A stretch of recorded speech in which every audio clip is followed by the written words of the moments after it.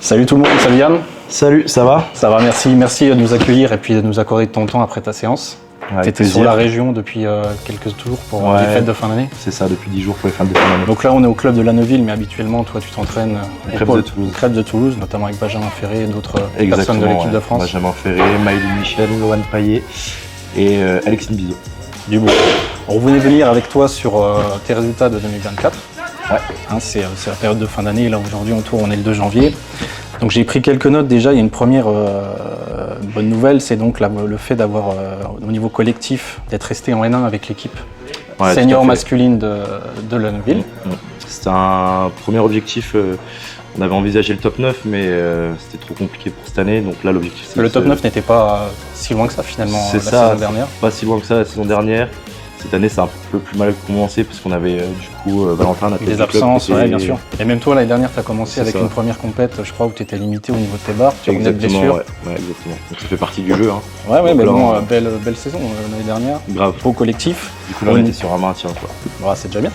Niveau indiv, championnat de France. Champion de France 2024 à Dunkerque. Ouais. Championnat de France, pas du tout le résultat attendu par rapport à la prépa.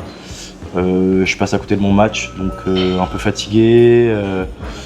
C'est pas forcément passé comme je l'aurais voulu, mais bon, du coup je reste sur ma barre de départ à l'épaule jetée. À l'arraché, je rate la deuxième, je fais la troisième, donc compliqué quoi. Tu nous fais quoi, 151 et 175? C'est ça, 151 à l'arraché, 175 à l'épaule jetée. Donc ça c'est au mois de juin, et puis c'était quand? C'était au mois d'octobre?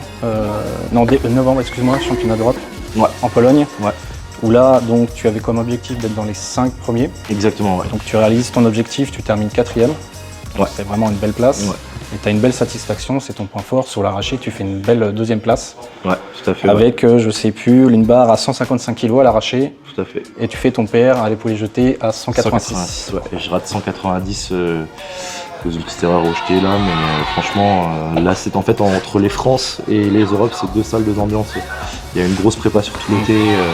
Ça m'a permis de bouger, on a fait un stage en Espagne pour préparer les Europes et tout, c'est super bien passé. Et je suis arrivé vraiment aux Europes, j'étais au top de ma forme, quoi. Alors, on l'avait vu, il y avait eu un match je crois peu avant, donc ici sur Lanneville. En N1, tu avais fait, je crois de mémoire, 160. Ouais, 160. À l'arraché, 185 à l'épaule jetée, donc tu étais en pleine forme. Exactement, ouais. Donc là, tu fais une 2e place.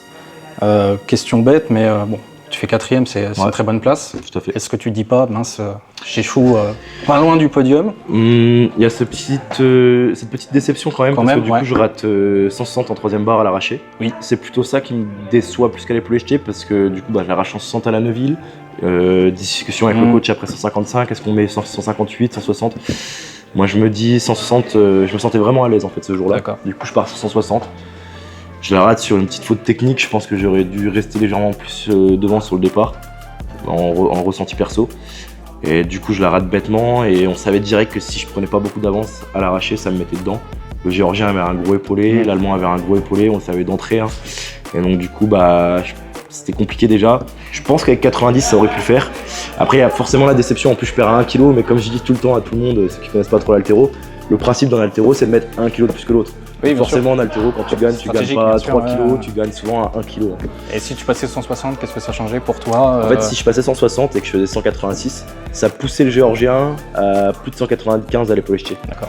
Et en fait moi mon objectif ça a toujours été comme ça, même quand je structurais mes France et tout avant, c'était de marquer le plus à l'arraché, parce que j'ai toujours été entre guillemets plus fort à l'arraché. C'est ton point fort l'arraché par rapport à l'épaule jetée. Et j'ai toujours parti sur un principe où mon adversaire, faut que je lui mette de l'avance à l'arraché et que je le tienne à l'épaule jetée, quoi.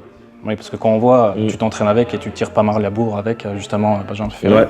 Lui, son point fort, c'est vraiment l'épaulé jeté. Ouais, exactement. Et tu as de l'avance sur lui, par contre, à l'arraché. Ouais, une avance très faible, mais c'est clair que si un jour on devrait être amené à faire match tous les deux, je pense que ça repartirait dans cette optique où il faudrait que j'arrache plus lourd que lui et que j'essaye de le coller le plus possible à l'épaulé. Après, à l'épaulé jeté, tu fais quand même un beau match puisque tu fais un PR à 186. Ouais, tout à fait. Ouais. Je passe pas du tout à côté de mon match. Je rate 190, un petit peu dégoûté, mais pour le coup, l'épaulé c'était tout l'inverse de l'arraché. Je sais pas si le stress a pris le dessus ou pas, mais les barres étaient d'un lourd. Oui. Après, c'était 2 ans sans compétition internationale, je crois. J'ai vu. Tout à fait. Ouais. Donc, 4e place, c'est bien. Tu repars avec une médaille. Ouais. Donc, vraiment, félicitations. Merci. Est-ce que par rapport à cette année 2024, est-ce que tu as des, entre guillemets, des déceptions, des choses que tu avais fixées que tu n'as pas atteintes ou au contraire des belles surprises? Non, franchement, comme on peut dire, je pense que 2024 j'étais vraiment au top là. Je passe pas du tout, pour moi, je passe pas à côté de ma saison. Je valide cette médaille aux Europes, je rentre dans le top 5. Je progresse. Ça faisait quand même 2 ans où j'étais un peu dans le trou. J'en ressors. Donc j'espère que 2025 sera pareil.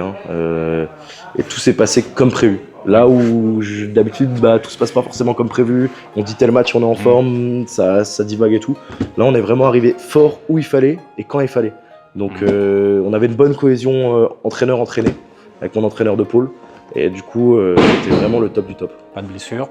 Pas de blessure du coup sur la prépa. En automne 2023, tu reviens de blessure, donc c'est ça, fait une belle année 2024 sans te blesser. Très important dans la compétition. Ouais, c'est clair.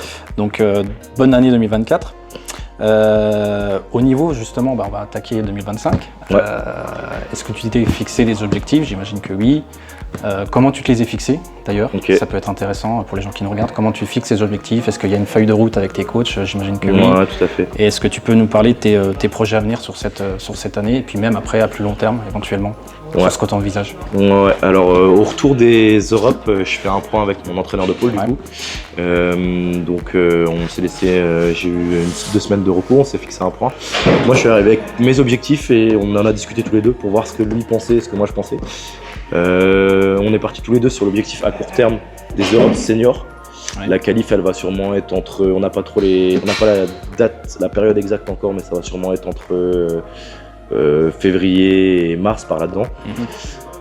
L'objectif ça serait de se qualifier aux Europes seniors, mais c'est une ambition élevée, c'est-à-dire que je pense que j'ai le niveau d'aller sur les barres, mais ça reste un gros total et ça reste quand même plus 15 kg que mon meilleur total à l'heure actuelle.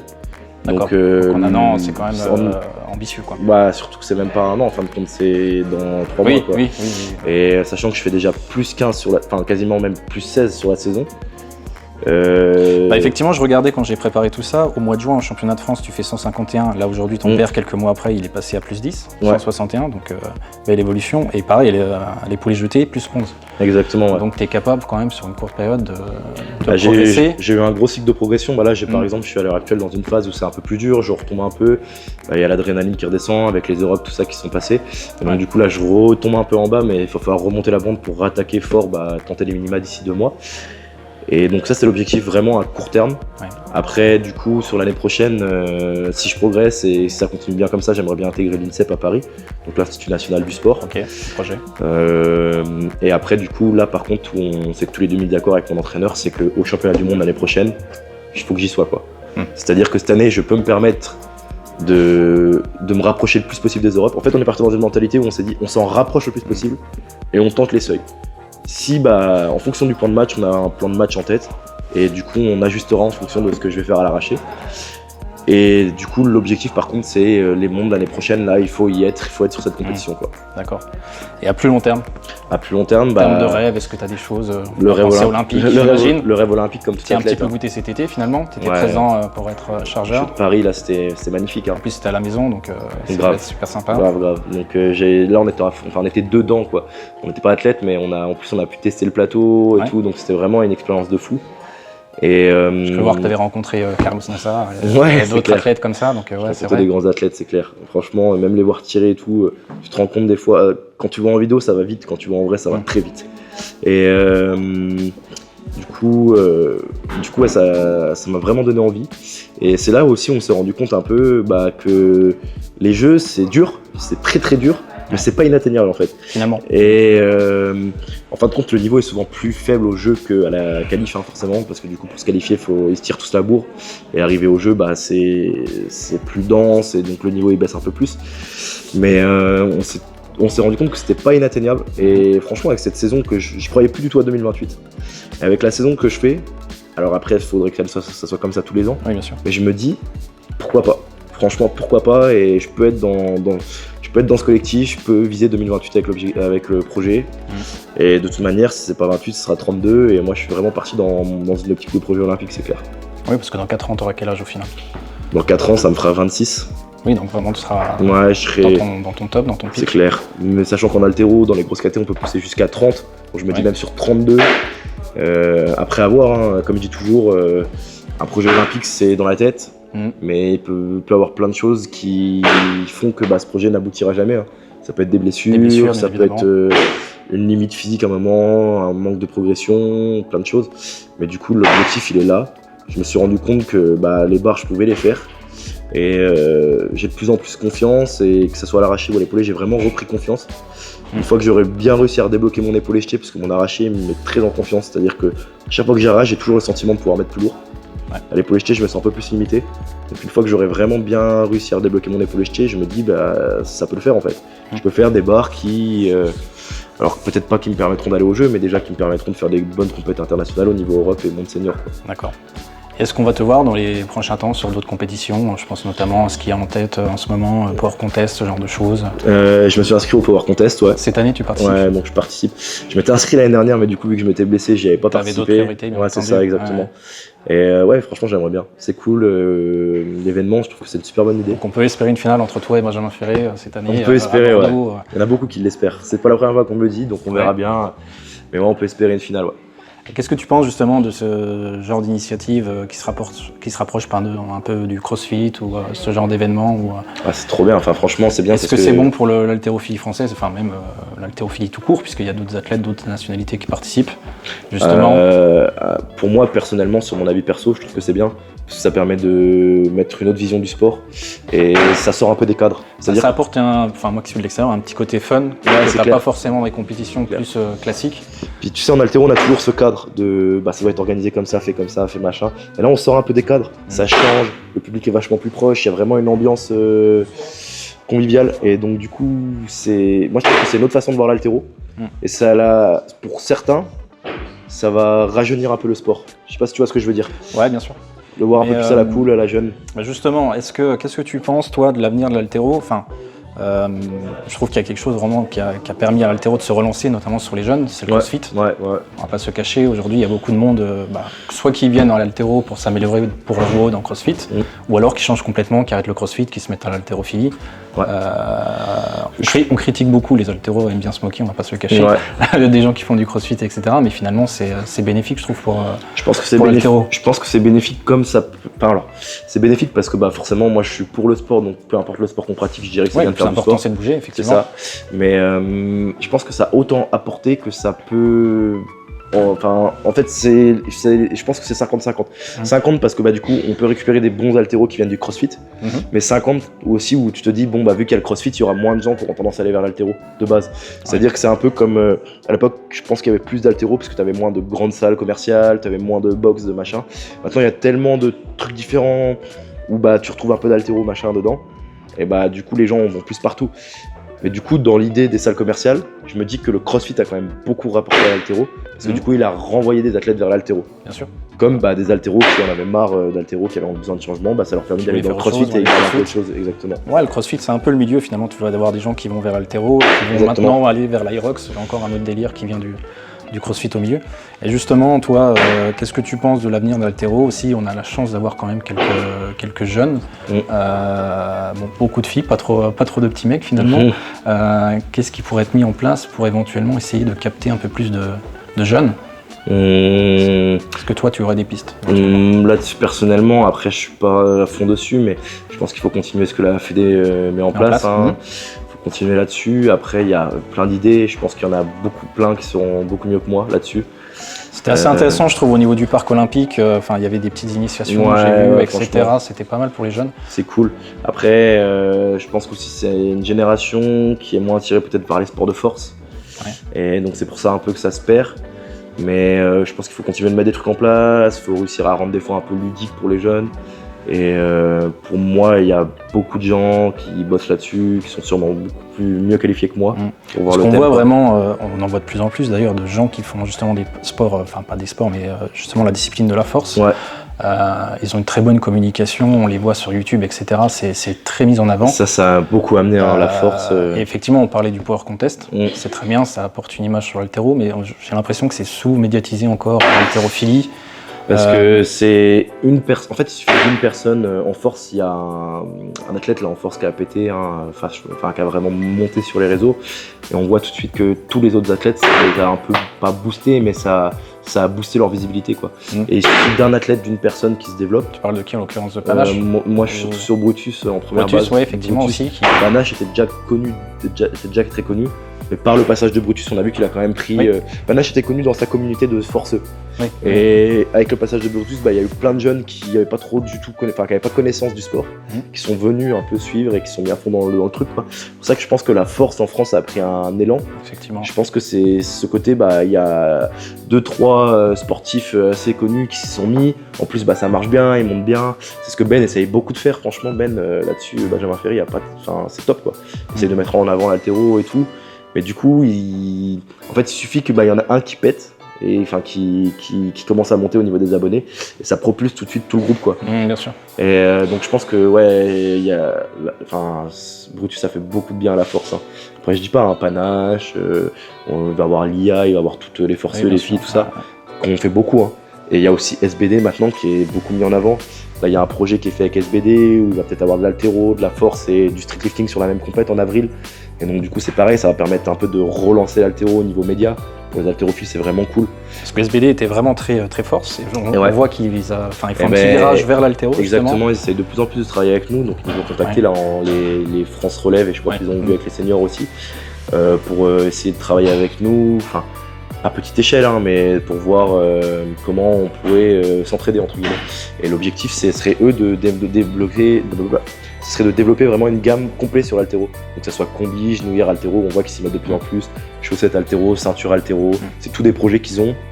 Et donc ça peut faire que du bien au sport, qu'une marque aussi connue maintenant vienne sur le sport, quoi. Ouais, bien sûr. Ça apporte plus de médiatisation. Exactement. Et de renommée l'haltéro. Après, il y a aussi le souci, on va le dire, des infrastructures. On parlait de force, effectivement, c'est plus simple de faire dans une salle commerciale de la force que de l'haltérophilie, où tu vas pas pouvoir drop ta barre, où les barres sont pas forcément adaptées. Tout à fait, ouais. Finalement, quand on regarde, il y a très peu de salles vraiment destinées à l'haltérophilie, finalement, en France. Qu'est-ce qu'on pourrait faire pour changer tout ça? Il faudrait plus, tu penses, de subventions ou de qu'est-ce qui pourrait être mis en place? Je pense que pour moi, ce qu'il faut, c'est des motivés. Ouais. C'est des vrais motivés, des vrais passionnés. Malheureusement, maintenant, en haltéro, c'est compliqué de vivre du sport. Parce que l'haltéro, finalement, c'est que de l'associatif. C'est ça, c'est que de l'associatif. Il y a des gens qui arrivent vraiment à lancer des projets concrets, tout qui change, avec peut-être qu'ils rajoutent des cours co le matin. C'est des trucs qui vont faire vivre un peu le coach. Mais le problème, c'est que c'est dur de classer ces critères. Les gens ont toujours connu des salles d'haltéro associatifs où tu payes 200 € la licence à l'année. Et donc, si un jour tu veux essayer de te démarquer comme le CrossFit et qu'on passerait à des prix mensuels, tout le monde sera en mode non, c'est pas possible, on peut pas payer aussi cher. Alors qu'en fin de compte, tu vois, le CrossFit qui était une discipline nouvelle, elle est arrivée avec des tarifs hyper élevés et tout le monde a signé. Et du coup, forcément, tu arrives à payer un entraîneur, tu arrives à avoir une dynamique, tu arrives à avoir des gens motivés. Parce que forcément, tu seras toujours plus motivé quand tu prends 2000 € par mois que quand tu en prends 0. Et donc, c'est pour ça que je pense qu'il faut, c'est des vrais motivés, des vrais passionnés. Je sais que moi, pour moi personnellement, c'est clair que si un jour, j'arrête ma carrière, si j'arrête ce que j'ai commencé en tout cas, je serais grave motivé à reprendre un club et tout, parce que c'est vraiment une passion, quoi. Et donc, du coup, l'argent, forcément, l'argent, on en a besoin pour vivre. Mais si j'arrive à faire quelque chose à côté et que j'arrive à faire tourner le club, ça serait mon kiff, tu vois. Ça serait, au niveau professionnel, ta reconversion, entre guillemets, ou même d'après-carrière, revenir peut-être sur tes terres. Ouais, c'est clair, sur la Neuville. Franchement, même après, c'est des petites idées, mais même être entraîneur national, un jour, moi, ça me tente très bien, franchement. Comment t'es arrivé à l'haltéro, justement? T'as commencé à quel âge? Moi, j'ai commencé à 13 ans. Je faisais du judo et j'avais mon frère qui faisait de l'haltérophilie, du coup.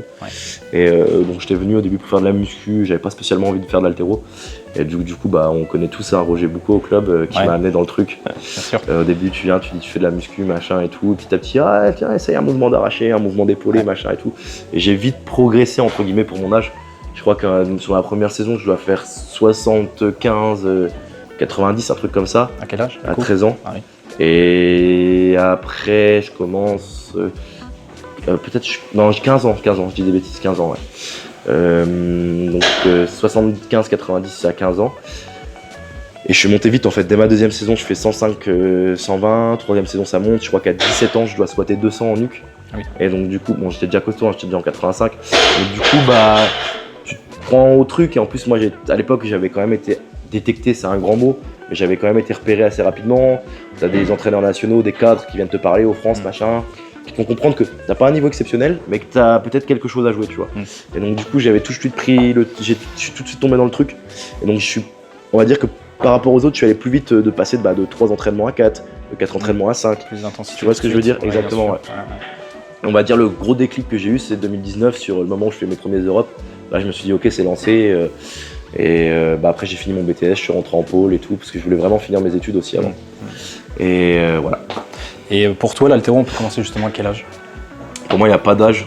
Ouais. C'est juste qu'il faut l'adapter en fonction Bien de sûr, l'âge. oui, ça va être plus de mobilité pour Mais débuter. je pense que j'ai vu pas mal d'haltéros forcément, parce que du coup, l'haltéro, c'est un sport très familial. Oui. Pas mal d'haltéros qui sortent de familles d'haltéros, qui ont commencé à aller entre 7 et 10 ans, à faire des mouvements avec des balais, des machins. Et on va dire je pense que tu peux commencer à mettre de la charge à partir de, je sais pas trop, je dirais à partir de peut-être entre 10 et 13 ans, tu peux commencer à mettre de l'intensité, mais très légère, quoi. Bien sûr, ouais. Et je pense qu'à partir de 13 ans, tu peux commencer de plus en plus à envoyer sérieusement, tu vois. Jusqu'à quel âge finalement? Jusqu'à l'âge où ça va dépendre, une fois de plus, si t'es plus en mode loisir, tu pourras pousser plus loin. Ouais, bien sûr. Je pense que plus tu vas performer, plus tu vas arrêter tôt. Parce que finalement, je lisais sur quelques articles que c'était très bon pour le dos, ce genre Ouais, de c'est choses. ça, Justement, ça te permet de garder une certaine mobilité même jusqu'à un certain âge. Donc c'est vraiment un sport finalement, parce qu'on a encore ce stéréotype de sport où c'est très violent, les charges, tout est fait pour être très lourd. Ça, c'est très bien pour les athlètes comme toi, etc. Mais il y a aussi ce côté haltéro-loisir qu'on ne met pas trop en avant, qu'on ne pense pas forcément. Il faut pas oublier que c'est clair que quand on va aller sur du niveau national, inter, fédéral déjà, qui sont des très bons niveaux, là on va devoir quand même mettre de l'intensité, s'entraîner souvent, ça va être des barres lourdes. Tout dépend des objectifs que tu te fixes. C'est ça, ouais. Et donc du coup, forcément, à partir du moment où tu veux pratiquer un sport avec des objectifs de haute perf, ton corps il va être forcément obligé de trinquer au bout d'un moment. Malheureusement, on ne peut pas toujours passer entre les mailles du filet. Mais par contre, sur l'aspect même des fédéraux ou des nationaux, je dis ça, mais sur l'aspect quand tu veux être compétiteur, juste prendre du kiff avec ton club, mais toujours dans la mentalité du compétiteur d'aller chercher des places, parce que chacun a sa compète à son niveau, tu vois, pour moi. Et du coup, c'est clair que tu vas entretenir ton corps et tu prendras beaucoup moins de risques qu'un athlète qui va être vraiment sur de la haute perf. Parce que du coup, les charges seront plus légères et l'intensité sera toujours quand même plus modérée, quoi. L'avantage, c'est qu'aussi, ce qui fait qu'on se blesse quand on est sur du haut niveau, c'est qu'on a moins le temps et moins la possibilité d'écouter son corps.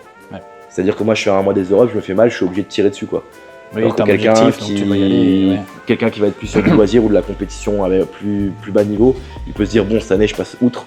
Et l'année prochaine, on repart dessus, quoi. Etc. Donc parce que finalement, en plus, quand tu regardes les stats, il y a beaucoup moins de blessés en haltérophilie que par exemple un footeux. Ouais, exactement. Qui va avoir des blessures au genou, ce genre de choses. Donc, en fait, en haltéro, on s'en rend beaucoup compte parce que il y a pas beaucoup d'athlètes. C'est-à-dire que dès qu'il y a des athlètes, je pense que si tout le monde voit des vidéos, il y a des athlètes qui se reconnaîtront. Tu vois, je vais pas donner ça peut être spectaculaire. Mais t'as des athlètes qui ont tendance à se blesser et on les blâme, tu vois. On dit ouais, lui il se blesse tout le temps, machin et tout. Mais c'est sûr aussi qu'il n'y a pas beaucoup d'athlètes, donc quand il y en a un qui se blesse, ça fait polémique parce que du coup tout le monde s'acharne dessus. Oui. Tu vois ce que je veux dire? Alors que t'aurais 150 athlètes, il y en aurait un qui se blesserait, on s'en rendrait à peine compte. Puis avec les poids soulevés, t'as pas de demi-blessure. C'est clair, en général, à part les tendinites, mais les tendinites, les haltéros on connaît, tu vois.